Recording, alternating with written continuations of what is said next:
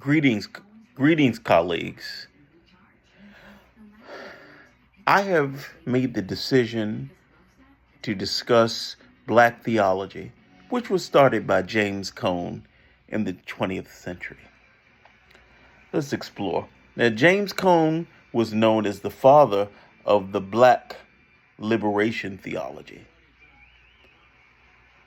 Basically, and forgive me, I'm shifting through papers here, so this if you see me not directly into the camera. Liberation hermeneutics approaches theology through oppression or social injustice for the poor or for the outcasts, the marginalized. This is what happens with when we take a look at liberation hermeneutics. He was known as this, and he wrote, and I quote from his one of his books, Black Theology and Black Power by James Cone, which I used to do this presentation. James Cone asserts, if there is no struggle, there is no progress. Those who profess to favor freedom, but who shun away from agitation are men who want crops without plowing up the ground, men who want rain without thunder and lightning.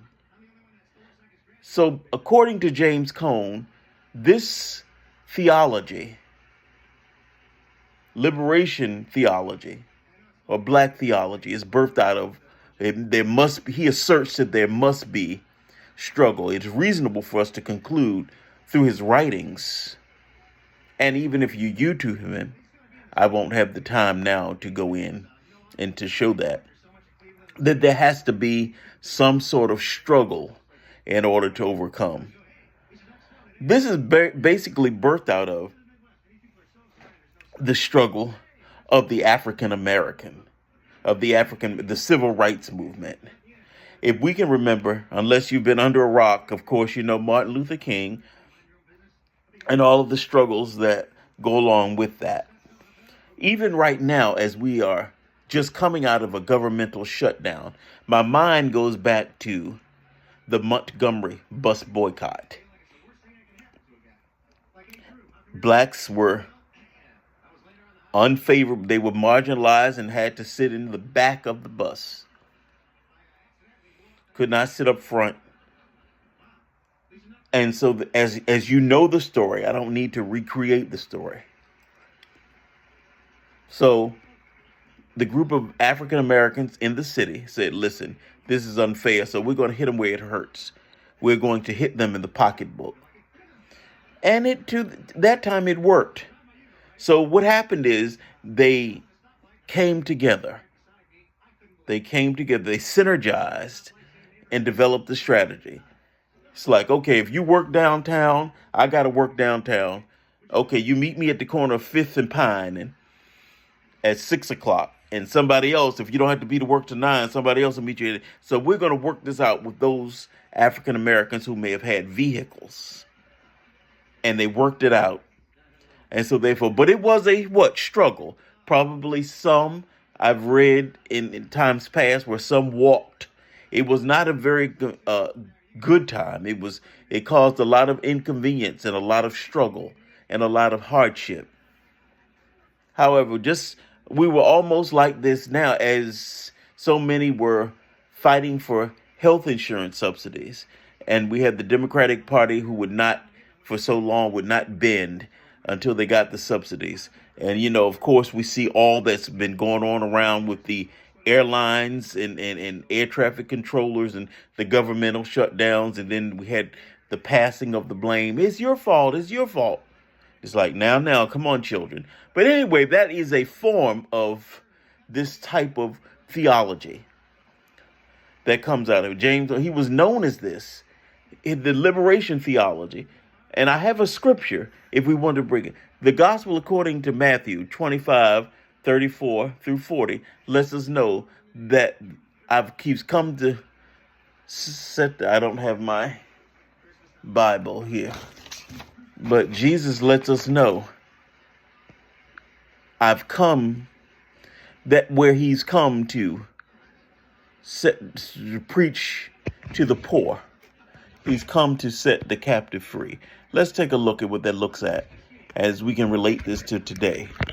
As I gather this scripture, because I don't have had my things together here. I found these as results. As we gather this scripture, let's take a look at now this marginalization. We as African Americans cannot hold the patent to it because there we have many oppressed. Our Latino brothers and sisters and siblings are oppressed. Oftentimes we find women in corporate America, both black and white, are oppressed financially. But this type of theology, anyway, Martin Luther King, during those days, the civil rights movement, it was always the intersectionality of what? Struggle. And of Jesus. A lot of the preaching was about Jesus bringing through or coming to rescue the poor. Coming to rescue those. Here it is. This is the new NIV version. Matthew 25, 34 through 40. Okay. And it lets us read here. Then the king will say to those on his right, "Come, you who are blessed by my Father. Take your inheritance, the kingdom prepared for you since the creation of the world. For I was hungry, and you gave me something to eat. I was thirsty, and you gave me something to drink. I was a stranger, and you invited me in. I needed clothes, and you clothed me. I was sick, and you looked after me. I was in prison, and you came to visit me." Then the righteous will answer him, "Lord, when did we see you hungry and feed you, or thirsty and give you something to drink? When did we see you a stranger and invite you in, or needing clothes and clothe you? When did we see you sick or in prison and did not visit you?" The king will reply, "Truly I tell you, whatever you did for one of the least of these brothers and sisters of mine, you did for me." Jesus liberating or coming to deliver those that are seemingly oppressed. Liberation theology comes is a form of social justice by using the scriptures. Throughout the scriptures, we can find various accounts of Jesus coming to save, Jesus or God, even in the Old Testament. Look at Israel coming to save the marginalized or those in captivity, those that are less than. The man by the pool of Bethesda, everybody else was going to get their healing. Jesus said to him, "Do you want to be made whole? Come on, take up your bed and walk." Jesus, the liberator, right? Jesus, even for us, as all of us that adopt to the Christian faith are sinners of Christ's own redeeming. The atonement that was made on the cross, Jesus still being the liberator. All throughout Scripture, we find liberation. As we have studied throughout this course earlier on, when we were in the textbook, the intersectionality of the theology of maybe someone that came through the civil rights movement might be different. Some came through the civil rights movement back, let's say in Mississippi or Alabama, might be a different perspective than an African American even that was born and raised in Connecticut at the same time. Equal but different. Perspective different. Scripture is still the scripture, yes, but it's different.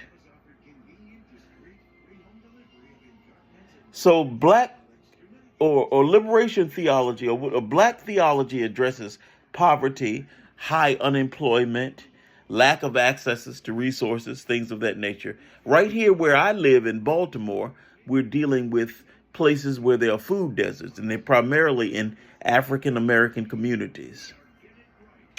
The converse of that is in our communities, African American communities, corporations don't want to put stores there because of the high theft, things of the nature, so they lose profit. So this is what our black theology basically addresses. It ministers, or it gives a perspective, or we look through the lens of injustice or through social justice and coming into a greater knowledge or a redemption or Jesus as the Redeemer, the scriptures as one that redeems, that saves, that brings out.